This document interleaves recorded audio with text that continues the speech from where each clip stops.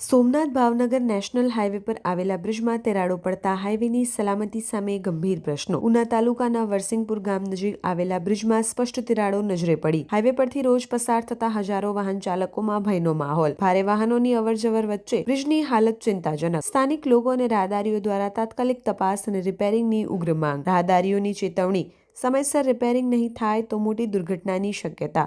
અગાઉ પણ બાંધકામની ગુણવત્તાને લઈ વિવાદમાં રહેલા નેશનલ હાઈવે ફરી ચર્ચામાં। તંત્રની બેદરકારી સામે સ્થાનિકોમાં રોષ। હવે જોવું રહ્યું કે સંબંધિત વિભાગ તાત્કાલિક કાર્યવાહી કરે છે કે પછી કઈ મોટી ઘટના બાદ જ જાગશે। સોમાભાઈ પરબતભાઈ ખાંભા ગામ, ખાંભાથી આવું કોડીનારથી આવું રોડના તરાડા પડી ગયા છે ને આ બધું એટલું થોડું બેહી ગયું છે। 2-3 ઠેકાણા પુલમાંથી આપણે ગાડીઓ લઈને નીકળી બહુ તકલીફ જેવું થાય। આ ભીખ તો લાગે ને, તરાડા પડી ગયા છે।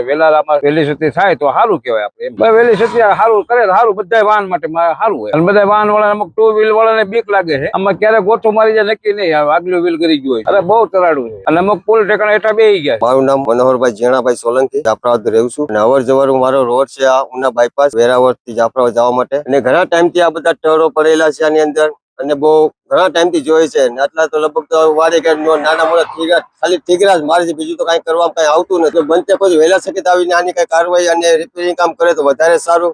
બહુ નહીં કરશે તો બહુ દુર્ઘટના થશે, તો બધાને નુકસાની થશે આમાં। તો પણ હાઈવે છે એટલે વધારે વહેલા સકેત થાય એવી આપણે અપેક્ષા રાખીએ। ટેરો બહુ જાજી છે અને લોંગ ટેરો છે, ટરો બહુ મોટી મોટી પડેલી છે, નાની પણ નથી, બહુ મોટી મોટી ટરો પડેલી છે આની અંદર। બીક એટલે બહુ ભયાનક બીક લાગે, ક્યારે હું થઈ જાય મોટી ઘટના છે કઈ નક્કી નહીં, કેમ કે આમાં મોટી મોટી ગાડીઓ લોડિંગ ગાડીઓ બધું ચાલે છે આની અંદર। ક્યારે હું થઈ જાય આનું નક્કી જ નથી કઈ। બહુ ચાલુ જ છે તો બધા જોઈએ જ છે, નથી થતું એવું નથી। આખા બ્રિજ તૂટી જાય આ કારણ ના કોઈ ધ્યાન ન દોડાવે, કોઈ જોઈ નહીં, એના કારણે બધું દુર્ઘટના થાય છે બધી।